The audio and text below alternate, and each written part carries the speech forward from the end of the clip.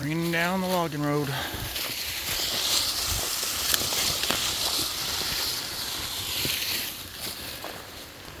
I'm just gonna stand there and watch, or can I get some help? I shed a few layers because I knew it'd be a chore. Should have shed a few more layers. Old Hunting over here is huffing and puffing. Alright y'all, well, terrible weather conditions, cold. 50-30 all 6 must be 10 deer hunt, right? The wind is howling. I don't know how distorted it's going to be.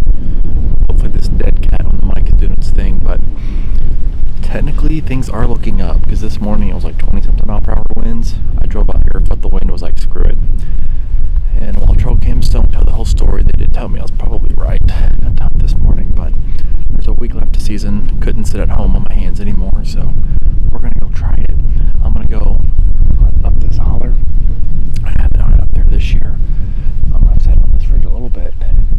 I haven't been seeing much sign, but like the last week or so, that ridge is tore up with buck sign, like more scrapes and rubs than I saw on the entire property during like October, November, when you think all the buck sign would be there. So, and since then, the trail cameras have confirmed that a lot of the bucks I had in the preseason that moved out and I lost seem to be moving back in. So, no studs, but we've got like a week left of season, and I probably only have a week left on this property. So, I'm going to probably not be overly selective. There's a couple of bucks that, and this is going to make some people mad, most years I wouldn't shoot, but if they walk by, watch out.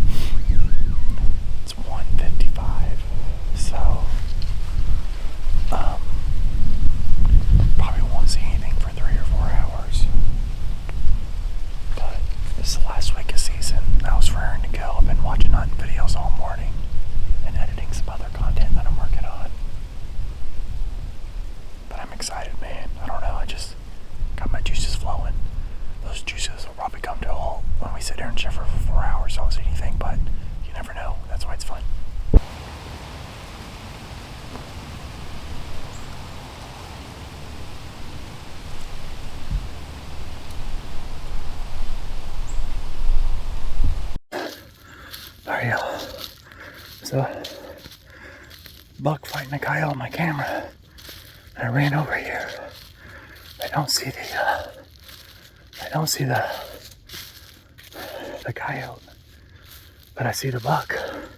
Shot him right here in a scrape. Let me show him to you. Alright, y'all. Well, I just ran over, like I said, to where this buck was fighting a coyote. He must have been sick, but popped up on the edge of the ridge down here, came up, and he was in this scrape. And I shot him right in the scrape. 30-06.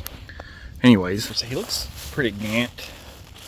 I don't know. I think he's sick, so I figured I'd save him a death from being eaten alive by a coyote.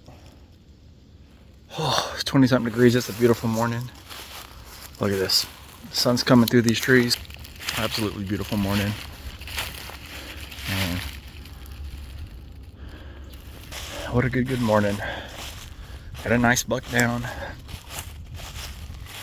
I was wondering how these barn TTSXs would do. They did pretty good. Down there is where I've been hunting. But I was over there this morning. Alrighty, y'all, I'm a bad YouTuber, but left the camera in the truck tonight.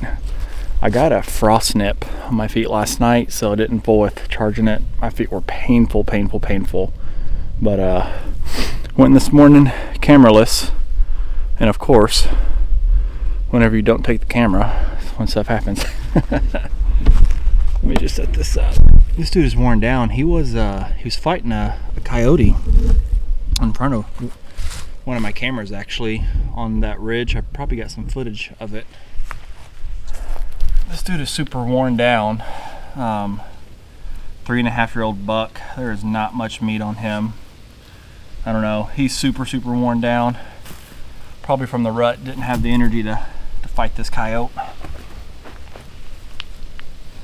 He doesn't really smell all that ruddy, but I think this old dude's just worn down from November and these rough Decembers. But I mean, he is bone. There's not much meat on him. Anyways, I figured I'd put him out of his misery before a coyote did. So I also wanted to test the 168 grain Barnes TTSX load that I sighted my rifle in for, and it dropped him right there in his tracks. So 3.5-year-old buck, I think, worn down to the bone. Yeah, of course, as it would happen the one morning that you don't take your camera after filming is the morning that it all comes together. But anyways, I want to get him loaded up. Been a fun time, probably one of my last hunts on this property. It's been good to me. This will be the 4th buck I've killed on it since I've been hunting it. Anyways, had a good morning. Glad I could bring you along for some of it, maybe not all of it, but for some of it, and I will see you on the next one.